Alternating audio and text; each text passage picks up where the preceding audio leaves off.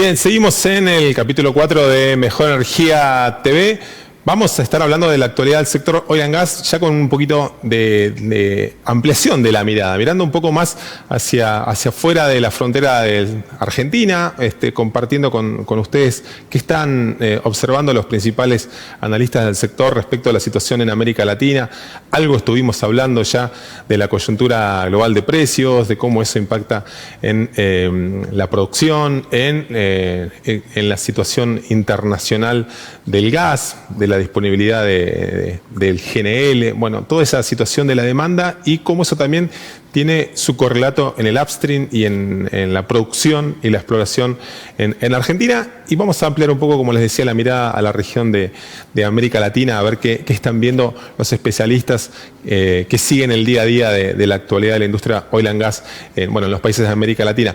Vamos a meternos entonces en nuestra siguiente entrevista en el ciclo de Mejor Energía TV. Le damos la bienvenida a Ernesto Díaz.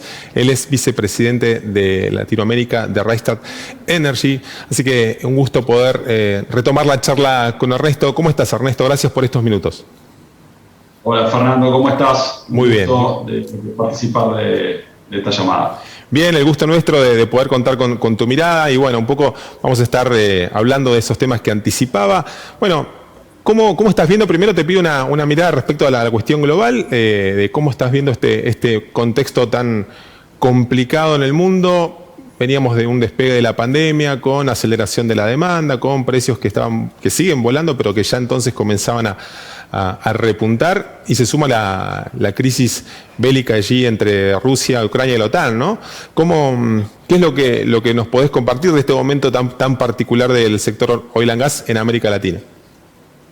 Sí, bueno, a ver, en principio el nivel de incertidumbre que tenemos, el impacto de lo que es la intervención de Rusia en Ucrania ya se siente y se ha empezado a notar.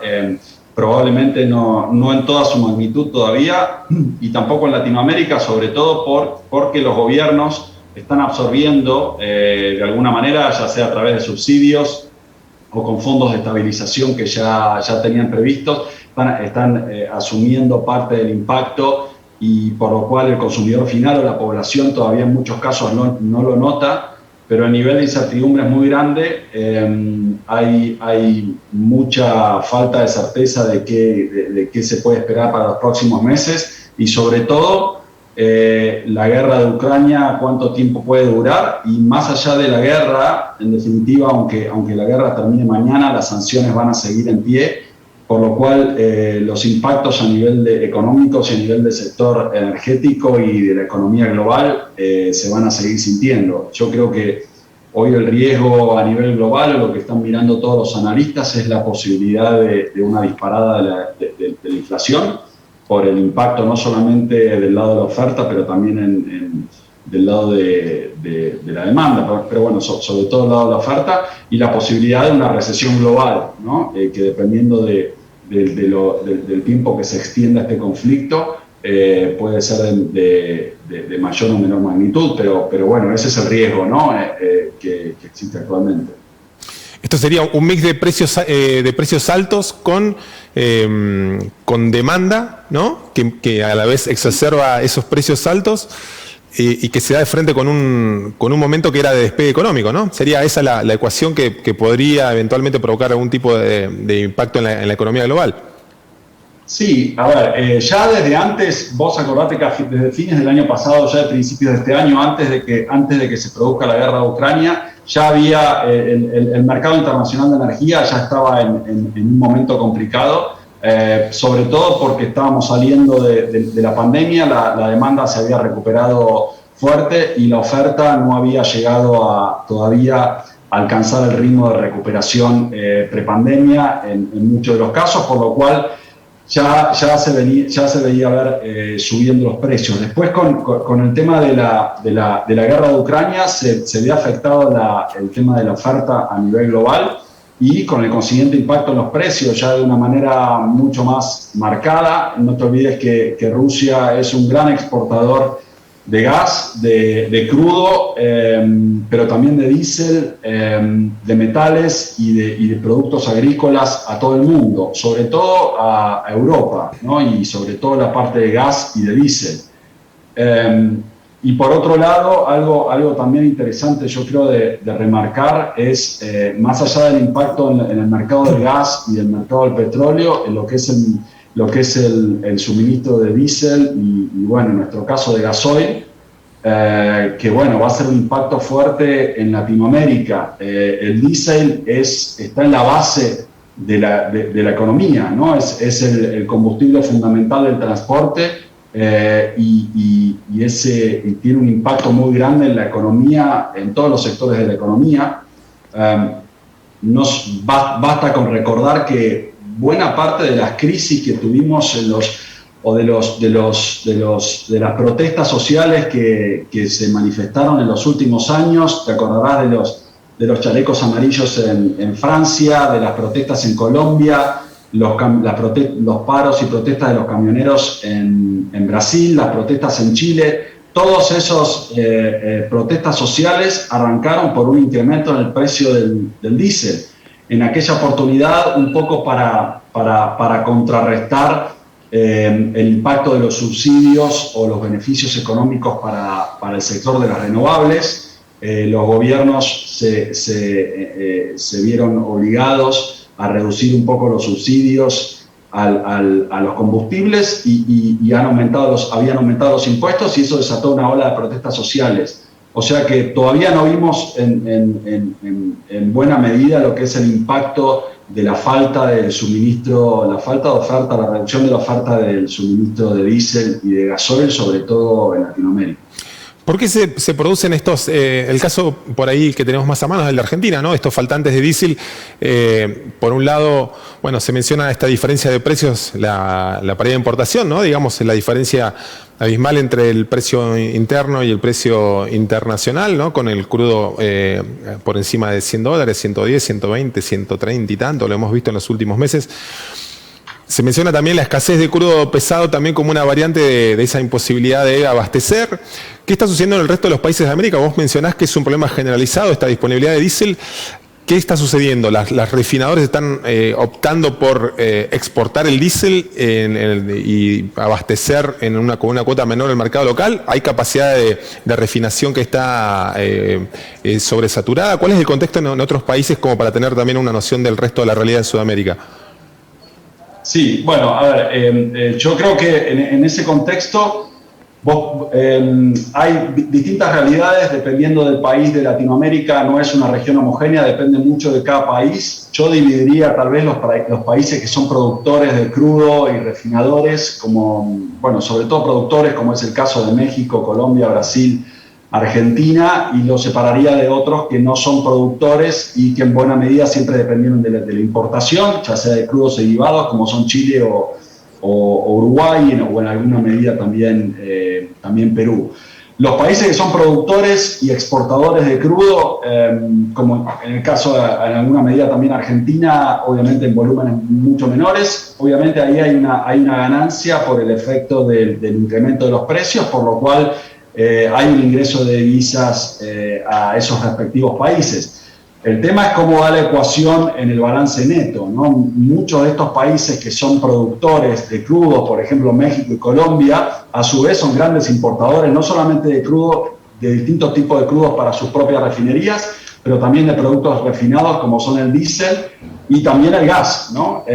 México tal vez es una situación particular, no se ve tan afectado con las importaciones de gas, sobre todo en el mercado spot de GNL, porque son importaciones por ducto de Estados Unidos que dependen de contratos de más largo plazo, pero por ejemplo Colombia sí se va a ver afectado por las importaciones de GNL en el mercado spot, de la misma manera que Brasil y Argentina también va a pasar, pero sí el tema del diésel y el consumo interno de diésel y gasoil los va a afectar a todos los países de Latinoamérica, ¿no? Sobre todo a los que no producen y exportan crudo y no tienen manera de compensar la balanza de pagos. En muchos casos, por ejemplo, México y Colombia, sobre todo Colombia tiene un fondo de estabilización por lo cual el gobierno se hace cargo de los incrementos de los combustibles sin trasladar el aumento a los precios del surtidor. Esto obviamente es una política que tiene Colombia, que obviamente tiene un límite, ¿no? Que bueno, ya el fondo de estabilización se está agotando y los consumidores van a empezar a ver el incremento de los surtidores. Lo mismo pasa en México y en buena medida en Argentina, en lo cual los gobiernos se están haciendo cargo a través de subsidios o de beneficios fiscales o reducciones de impuestos de los incrementos en los precios al surtidor, y por lo cual la población en general todavía no lo ve. Pero eso, de nuevo, tiene una mirada corta. En algún momento eso se va a empezar a ver. Yo estuve la semana pasada en México. En México todavía no aumentaron los precios de los combustibles en los surtidores, en Colombia tampoco, pero en el corto plazo eso va a tener que cambiar y el consumidor final lo va a empezar a sentir. Ernesto, te pregunto por esto que está en boga en la última semana, sobre todo este acuerdo que estuvieron firmando Argentina con Chile, esa idea de trabajar una suerte de integración energética en el mediano plazo. Sin duda, uno de los temas ahí latentes tiene que ver con el tema, por supuesto, la posibilidad de ir inyectando más gas y más crudo hacia el otro lado de la cordillera, desde Argentina. ¿Es posible? Hay una beta muy clara ahí, da la sensación de que sí, ¿no? Digamos, ¿no? Están las obras de infraestructura ociosas, algunas de ellas. Chile con esa impronta que tiene o que le había impuesto Sebastián Piñera de, bueno, acelerar el proceso de descarbonización, esto de la generación, ir hacia generación más limpia. ¿Lo ves concreto, claro? ¿Puede suceder en el corto plazo? Sí, a ver, son medidas para administrar la coyuntura, ¿no? Son paliativos, definitivamente ayudan. Todo lo que se puede hacer en ese sentido de integración regional. El sur de Latinoamérica es una subregión que está naturalmente integrada en lo que es el mercado de gas, porque hay infraestructura existente, hay acuerdos entre los países y de alguna manera u otra nos hemos organizado a lo largo de la historia para balancear el mercado y que los 4 países, Brasil, Bolivia, Argentina y Chile y Uruguay y Paraguay también en alguna medida se vean beneficiados por una integración subregional, ¿no? Eso se mantiene y estas medidas, estos acuerdos entre Argentina y Chile van en ese sentido. Obviamente también hay una cosa en lo que se acuerde a nivel de ministerios o de gobiernos entre los dos países, y después otra cosa muy distinta es lo que haga el sector privado, ¿no? Y ahí las empresas del lado de Chile, principalmente las generadoras de electricidad, que son las que compran el gas de Argentina, obviamente tendrán su propia estrategia cada una. También tienen contratos de largo plazo y participan en el mercado de spot de importación de GNL. También han hecho iniciativas en estos años para aprovechar las renovables, por lo cual, bueno, el mercado chileno, si bien es un mercado chico, es muy competitivo y el gas argentino tiene que hacerse su lugar ahí, ¿no? Desde ya que la coyuntura local, la coyuntura a nivel global lo favorece porque los precios del gas han aumentado mucho y hay infraestructura y capacidad ociosa para hacer este tipo de intercambios. Así que bienvenido. En definitiva, lo mismo que el acuerdo por la adenda con el contrato de Bolivia y las conversaciones que estamos teniendo con Brasil también en el marco de ese acuerdo.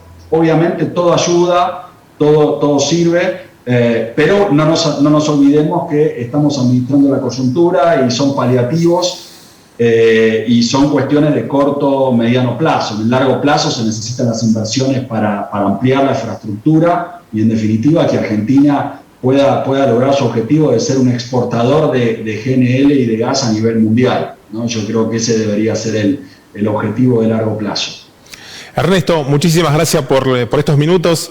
Ha sido un gusto tener tu mirada de lo que está sucediendo en la región, en el país. Bueno, estos temas están en boga en los últimos días, también vinculados a una posible integración como te referías recién.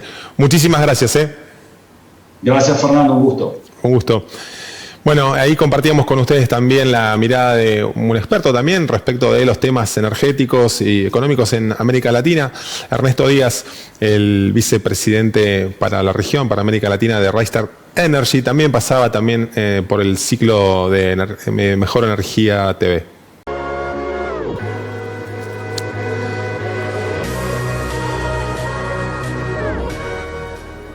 Bien, Neuquén viene diciendo que apunta a llegar a unos 300.000 barriles de crudo en este 2022, despegue de la industria en Vaca Muerta.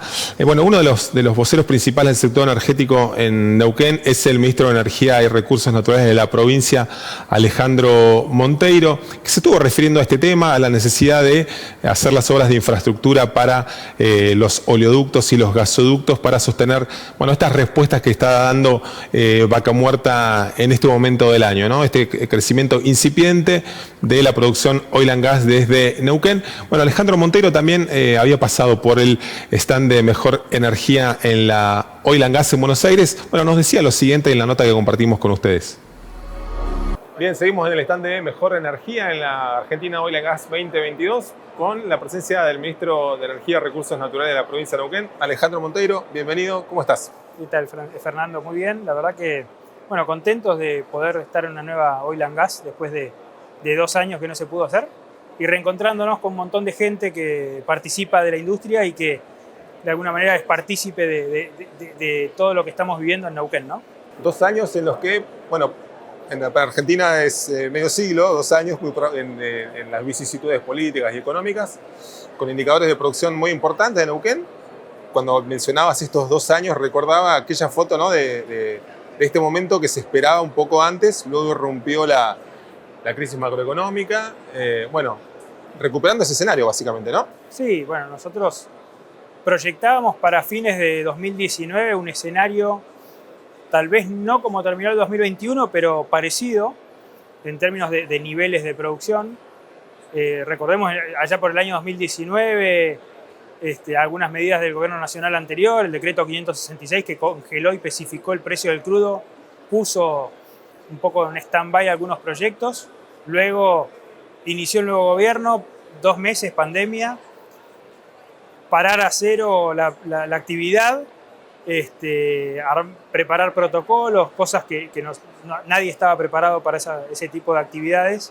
Pero bueno, trabajamos esas cuestiones con los sindicatos, con las empresas de servicios, con las operadoras y cuando se pudo rápidamente comenzó a retomarse la actividad y un poco en el primer semestre de 2020, pero sobre todo a partir del segundo semestre, donde también hubo un gran trabajo de las empresas, de todas las empresas, de los sindicatos y las pymes, en revisar o cómo pensar, cómo hacer más eficiente Vaca Muerta, ¿no? Entonces hoy un poco lo que vemos es eso, el resultado de un gran trabajo en términos de pensar cómo poder hacer las cosas todavía mejor por una necesidad que nos trajo la pandemia y bueno, y eso en definitiva fue generando los resultados que hoy tenemos, donde tenemos pozos con una productividad enorme, donde hay compañías que tienen activos en otros países del mundo y los pozos de Vaca Muerta compiten de igual a igual con esos pozos.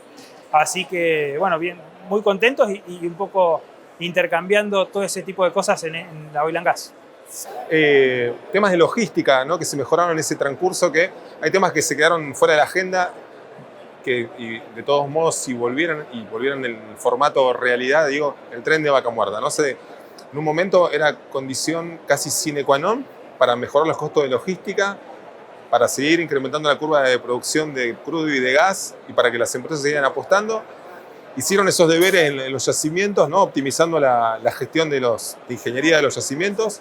Ha sido un puntal ese desempeño de las empresas al margen de las condiciones que está dando Neuquén, ¿no? Sí, la verdad que hay un gran trabajo de las operadoras, pero también sobre todo de las empresas de servicios, ¿no?, de las pymes locales, de los profesionales locales, de los trabajadores, en ir generando o buscando un mejor entendimiento de cómo desarrollar los recursos. Y eso en definitiva se ve en los resultados que estamos viendo.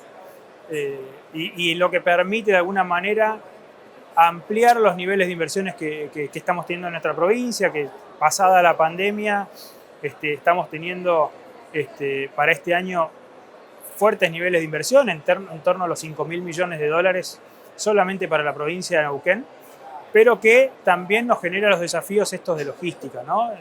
Una cosa es los insumos y también cómo evacuar. Y en términos de evacuación tenemos algunos problemas. El año pasado quedó demostrado en lo que es transporte de crudo, que no lo veníamos teniendo, un poco la limitación de la capacidad, porque tuvimos un incremento de más del 40% de la producción anual. Entonces hubo tal vez falta de previsibilidad de tener un incremento tan fuerte, lo cual no dio a tiempo de llevar adelante las tareas de ampliación de la capacidad de los sistemas de oleoductos. Hoy Oldelval está avanzando rápido en ese sentido, tiene un plan para incrementar en este año 50.000 barriles, de los cuales ya 25.000 ya están a disposición de las compañías, y en el mes de mayo seguramente se va a completar esos 50.000, y tienen los planes también para duplicar la capacidad de evacuación con una inversión de 500 millones de dólares, más otros 250 a invertir en la terminal portuaria de oil tanking para poder prácticamente duplicar la producción de Neuquén y que esa producción incremental sea casi toda exportación, porque tenemos un mercado local, gracias a Dios, abastecido y gracias al desarrollo de los hidrocarburos no convencionales, con lo cual ahora sí, en la medida que podamos generar estas condiciones, Vaca Muerta va a tener un rol más preponderante en la generación de exportaciones y de divisas para el país. Estuve leyendo, escuchando alguna declaración tuya en los últimos días respecto de las concesiones, de planteos respecto de si Neuquén podría acceder a ampliar los plazos de esas concesiones, que en Vaca Muerta son 35 años, ¿no? ¿Existe esa chance? ¿Lo están pidiendo? ¿Están negociando eso? A ver, las concesiones de transporte son potestad del gobierno federal. Nosotros acompañamos las solicitudes tanto de Oldelval como de oil tanking para poder que se le pueda otorgar la ampliación de esas concesiones, que es por 10 años y que están previstas en los contratos, con lo cual hay que generar todo el andamiaje burocrático, pero están las condiciones, entendemos nosotros, para poder prorrogar las concesiones. Y en el caso de la provincia de Neuquén, nosotros generando condiciones para lo que es la evacuación dentro de la provincia, ¿no? En su momento otorgamos la concesión de Midstream a TGS para poder evacuar gas de una gran cantidad de concesiones o de proyectos para que ese gas llegue a la punta del gasoducto troncal hasta Tratayén y que de ahí salga a los sistemas troncales. Y lo mismo hacemos con cada una de las compañías que nos presentan proyectos para poder, sobre una misma zona, juntar varias concesiones y poder evacuar con una sola infraestructura de manera más eficiente el petróleo hacia el sistema troncal. Y en ese sentido, bueno, está el oleoducto que construyó YPF de Loma Campana a Lago Pellegrini, Shell, que está también construyendo un oleoducto desde Sierras Blancas hasta Allen, con lo cual es un poco toda esa infraestructura que hay que ir generando, pero que también hay que ampliar los sistemas troncales, porque si no se genera un nuevo cuello de botella. Va a ser clave para los años que vienen y los meses que vienen. Alejandro, muchas gracias por pasar por el stand de Mejor Energía y bueno, tener esta charla. Seguramente la retomamos en breve. Sí, cómo no, y bueno, gracias a ustedes por el espacio y poder estar acompañando la actividad también en la OG, que me parece que es muy importante para toda la industria.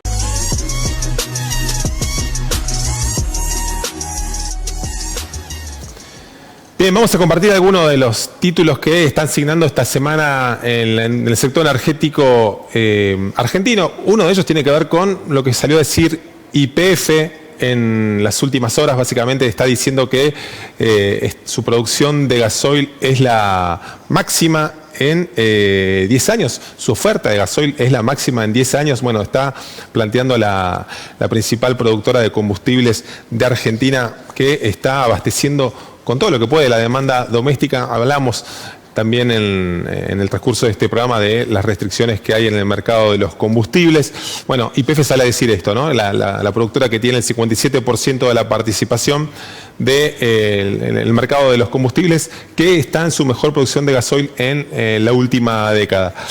Y Otro de los títulos de esta semana tiene que ver con, con Bolivia, el frente con Bolivia, con la producción de gas. Bueno, ¿qué tanto va a estar pudiendo abastecer el mercado boliviano al país? Bueno, una negociación clave esta semana entre el presidente Alberto Fernández y su par Arce de Bolivia, que van a estar reuniéndose este jueves en Buenos Aires. Van a tratar de destrabar aquello que no pudieron destrabar los negociadores de ambos países. Es fundamental ese acuerdo para la provisión de gas del NOA, del noroeste argentino.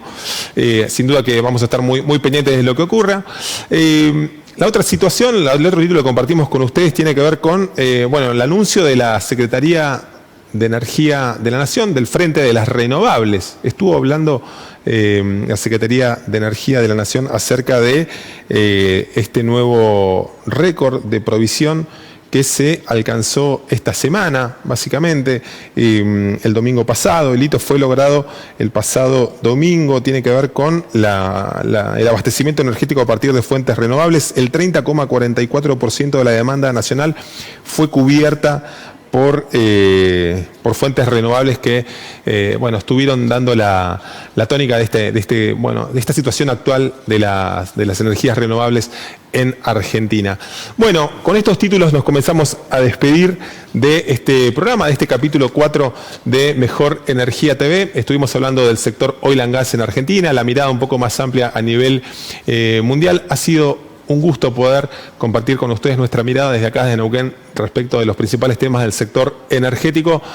Nos reencontramos el próximo miércoles a partir de las 21. Por supuesto, vamos a estar subiendo todo el programa y las notas a la multiplataforma de Prima Multimedios de Mejor Energía, al sitio mejorenergia.com.ar, a nuestras redes. Muchísimas gracias por estar del otro lado. La seguimos el próximo miércoles.